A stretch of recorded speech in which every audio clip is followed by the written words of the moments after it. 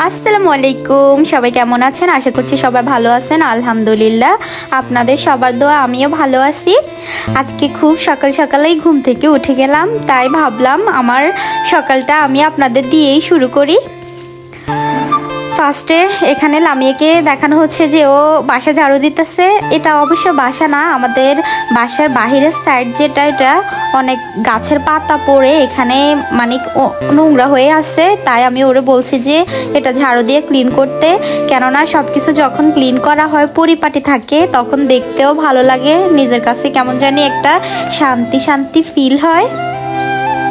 আজকে আমি কি রান্না বান্না করি ওইসবই আপনাদের সাথে শেয়ার করব, কেননা আপনাদের সাথে কথা বলতে আমার ভালোই লাগে। আজকে আমি লোটটা শুটকি মরিচ খোলা দিব, তাই এখানে আমার একটা দাদুকে দিয়ে আমি মরিচ তারপর পেঁয়াজ এগুলো বাটায় নিতেছি। আপনারা চাইলে এগুলা ব্লেন্ডারও ব্লেন্ড করে নিতে পারেন, বাট আমার মনে হয় যে এইরকম বেটে মরিচ খোলাটা দিলে বেশি ভালো হয়। আর এটা তো হচ্ছে আমাদের নোয়াখালী বিখ্যাত একটা খাবার মরিচ খোলা। এটা শুটকি মাছ আপনারা যাই ইচ্ছা তা দিয়েই দিতে পারেন। উনি এখানে বেটে দিতেছে, আমি বাটতে পারি না, তাই ওনাকে বললাম যে একটু কষ্ট করে আপনি বেটে দেন। এটা খুবই লোভনীয় একটা খাবার, আপনারা অবশ্যই এটা ট্রাই করে দেখবেন কেমন লাগে। একা একা বাসায় ভালো লাগে না, তাই ভাবলাম ভিডিও করে যদি ছোট ছোট ভিডিওর মাধ্যমে আপনাদের সাথে আমার দৈনন্দিন জীবন কি করি না করি এগুলা যদি শেয়ার করতে পারি, তাহলে আমার নিজের কাছেও কেমন জানি আনন্দ ফিল হয়। আগে তো আমাদের মা দাদি চাচিরা এভাবে পাটায় বেটে, যেমন জিরা মরিচ এগুলো ওনারা পাটা বেটেই রান্না করতো। আগে তারা কত কষ্ট করতো তাদের লাইফে, বাট আমাদের সময় এখন আসার পর থেকে তো আমাদের তেমন কোনো কষ্ট করতে হয় না, আমরা এগুলো ব্লেন্ডারে ব্লেন্ড করতে পারি। মাঝে মাঝে খুবই খারাপ লাগে যখন আমার দাদুদের জীবনের কাহিনী শুনি। আমার দাদু নাই দাদাও নাই, আগে যখন তারা ছিল তখন বলতো আমার দাদু আর দাদা আল্লাহর কাছে চলে গেছে। আচ্ছা, তারপর চলে আসি আমার রান্না বান্না। এখানে আমি ফার্স্টে চুলার আগুন ধরে নিতেছি, আমি মাটি চুলে রান্না করব। নোয়াখালীর বিখ্যাত খাবার রান্না করব, এটা যদি মাটি চুলাই না হয় তাহলে কেমন লাগে, তাই না?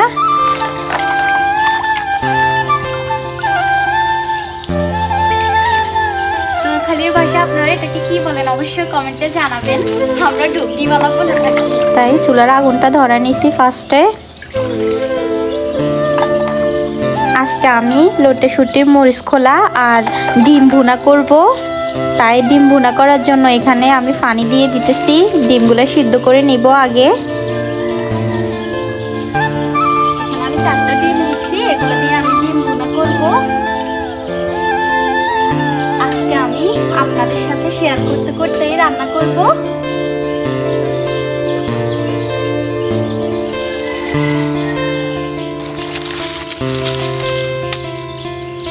কেন জানি মাটির চুলে রান্না করার স্বাদটাই অন্যরকম হয় আমার মনে হয়।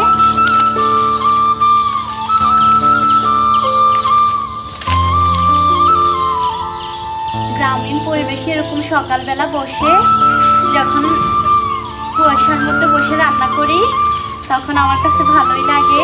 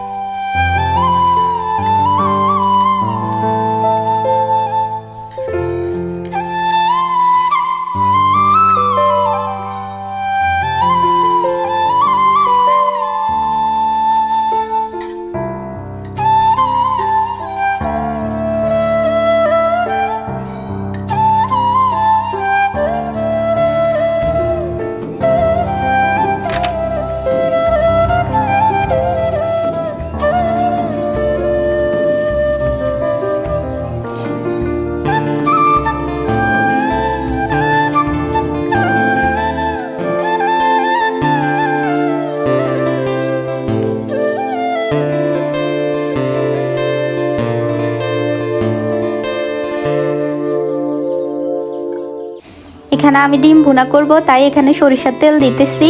আমরা সব সময় সরিষার তেল খাই।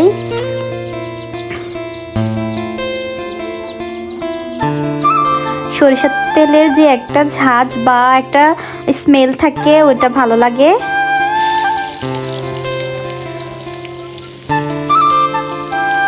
আর এখানে আমাদের মুরগি খাবার খাচ্ছে।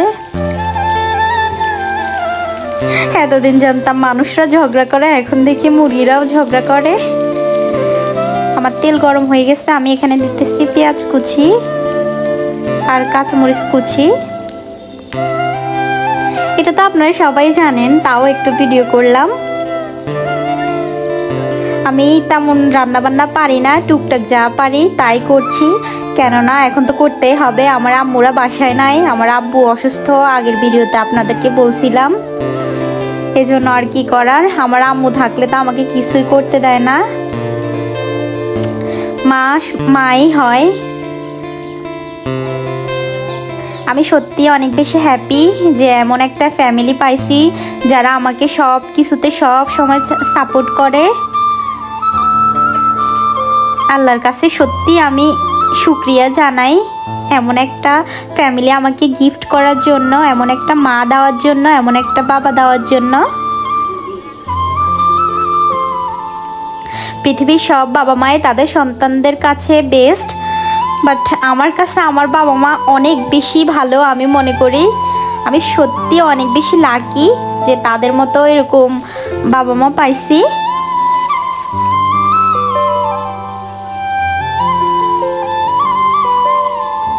এখানে আমি নুন, হলুদ, মরিচ যাই দরকার সব দিয়ে দিচ্ছি।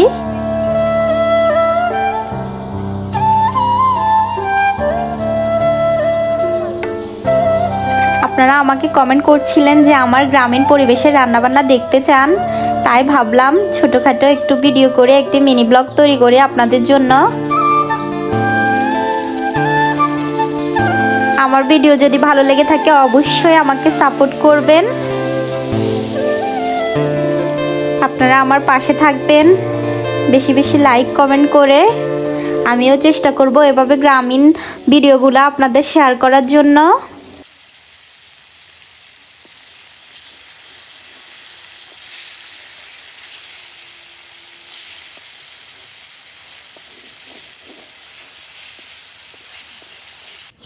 এটা ছিল আমার ডিম ভুনা।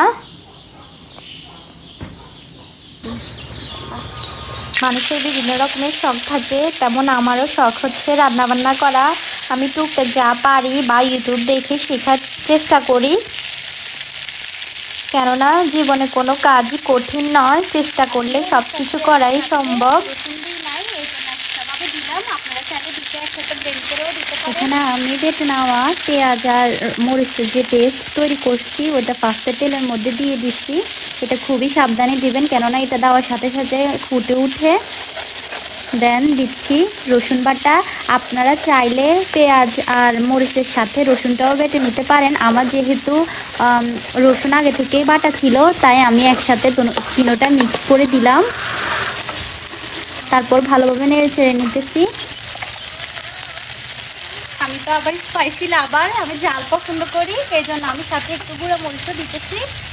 তবে এটা হচ্ছে মিষ্টি মরিচ, যাতে কালারটা একটু ভালো আসে।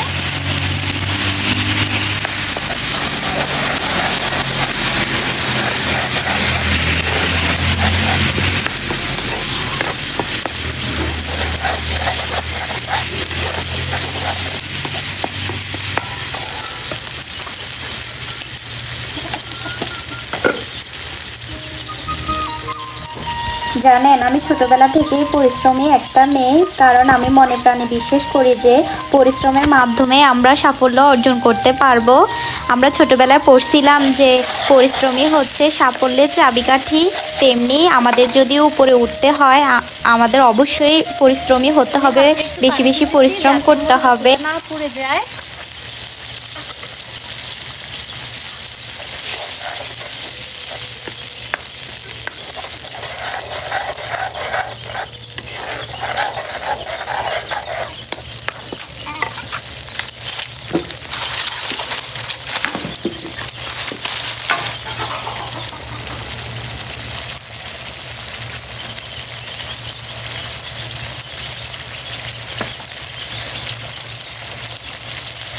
তারপর এখানে দিতেছি লবণ।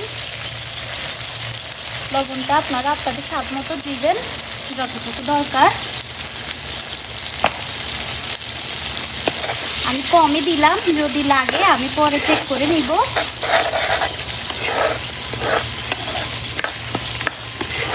এটা আমাদের নোয়াখালীর বিখ্যাত একটা মরিচ খোলা লইট্টা শুটকি দিয়ে, আমারও অনেক বেশি পছন্দ।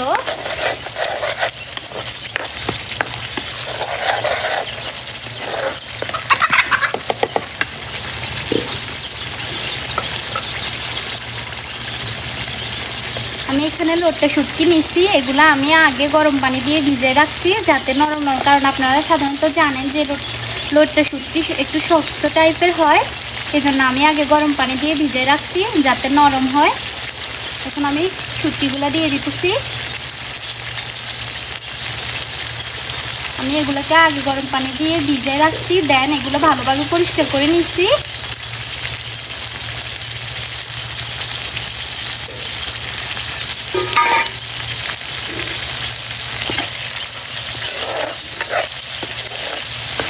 আপনারা চাইলে এটাকে পেঁয়াজ মরিচ এগুলো দিয়েও ভুনা করতে পারেন, বাট আমার কাছে এরকমই ভালো লাগে। এরকম মরিচ রসুন পেঁয়াজ এগুলো পাটায় বেটে তারপর এরকমভাবে দেওয়া, শুটকি যে একটা বাদ স্মেল থাকে ওটাও চলে যায়। তাই আপনারা চেষ্টা করবেন এগুলোকে গরম পানি দিয়ে ভিজানোর জন্য। মরিচগুলো হালকা শুটকির সাথে নেড়ে আমি এখানে দিয়ে দিতেছি একটু পানি, এখানে পানি দিয়ে দিতেছি যাতে এগুলো একটু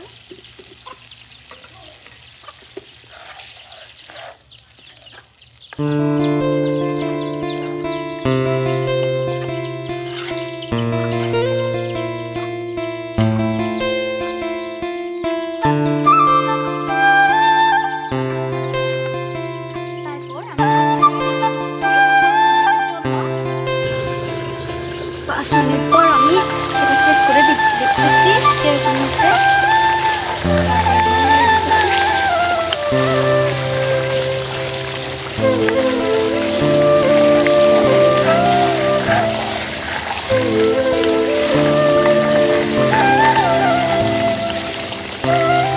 যাতে নিচ থেকে লেগে না যায় ওইদিকে খেয়াল রাখতে হবে আমাদের।